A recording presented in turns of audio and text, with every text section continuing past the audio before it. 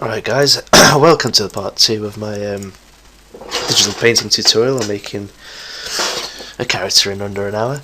So first part we sort of looked at starting off, getting the values sorted, just some basic stuff getting there.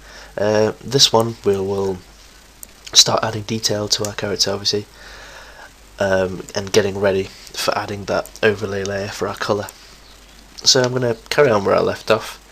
Just same principle in mind, just adding the dark and light areas till eventually we can start detailing the areas. I find if you already have quite a lot of large brush strokes already, you can when it comes to detailing, it makes the job a lot easier because you already have most of it there. It's just about adding a few bits of light or dark, and it'll bring out the detail for you.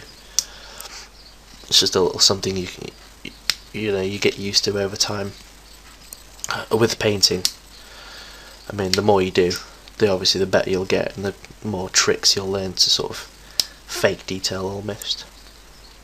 So right there, I'm busy adding some bits of hair, just using the square brush to combination of big strokes and smaller strokes.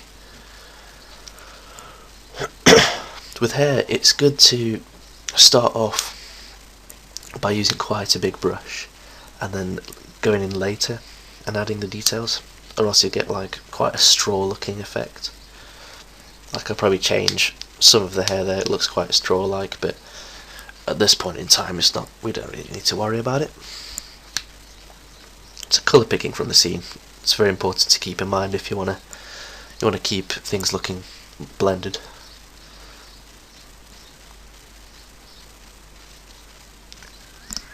So not getting too bogged down on the hair, I'm going to start moving down to the armour, adding some values in there.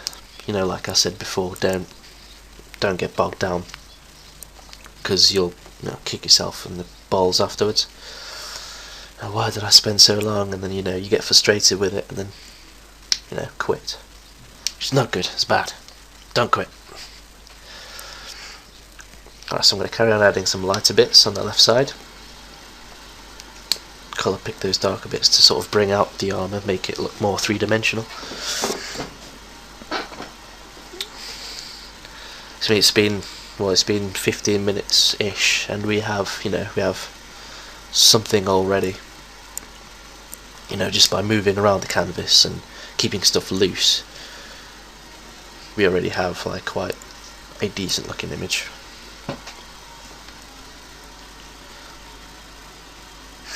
If you're not at this point, I mean, don't worry about it. You don't have to be. It's more about learning how to sort of improve your workflow by using bigger brushes and not being sort of afraid of trying something new, like a new brush or a new sort of filter or something, anything like that. Your imagination's really the limit.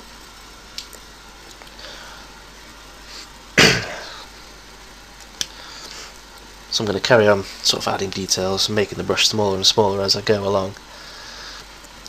Try and bring out some of the details in the face. Probably go down to the jaw as well, on the right side of the, underneath this sort of bandage thing.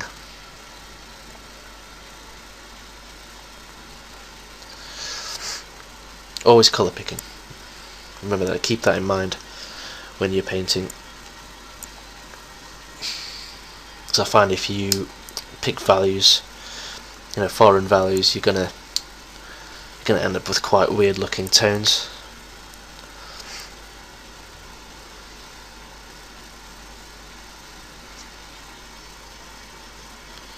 So I'm going to start working into this right side. Just going over the details, carry on using quite expressive strokes. Not as crazy as in the first one, where we could just dart around the canvas.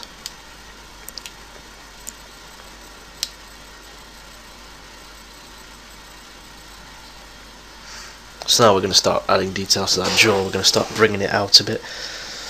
because it looks a bit flat and monotone.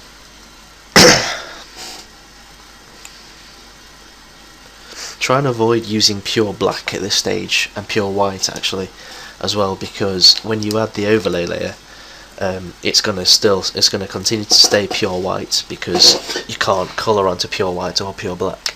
So try and keep them greys.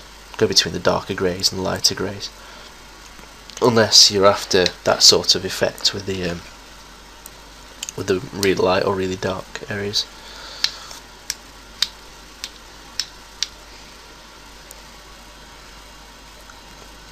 So just by adding little bits of light here and there, you can start bringing out detail without having to zoom in. You don't want to zoom in, because that'll also you'll also get yourself bogged down. You want to keep yourself zoomed out so you can see the whole canvas while you're working. Because some people have the tendency to they think they need to zoom in to, God knows how far to get those details, where the artist would have just kept it at this, at this size, and then continue to work over it, like layer it up instead of zooming in and adding tiny little pixel perfect details. Unless you want to, if that's your thing.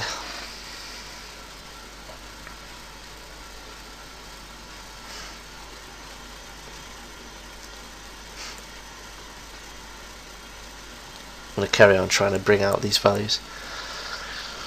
Add some greys on that right side. Left side, sorry.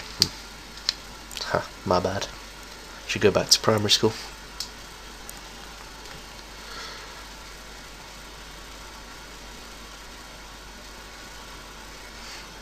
So just little things here and there you'll start seeing your painting sort of come to life. At first it might look like a load of blobs and goop, and you might be like, this is rubbish, this is going nowhere, and then all of a sudden you'll add something and you go, then you'll never know unless you try something. It's a big part of starting out digital painting, is just try it, try something new, try a new brush.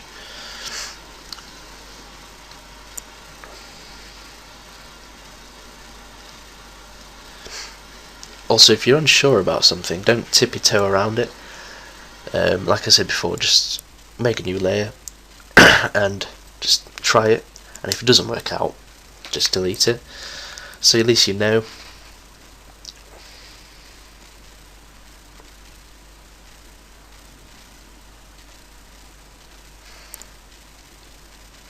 Right, I'm going to finish off these little details, and then in the next video we'll look at adding colour, and starting off with our overlay layer obviously, and then working up the layers to create something that looks decent.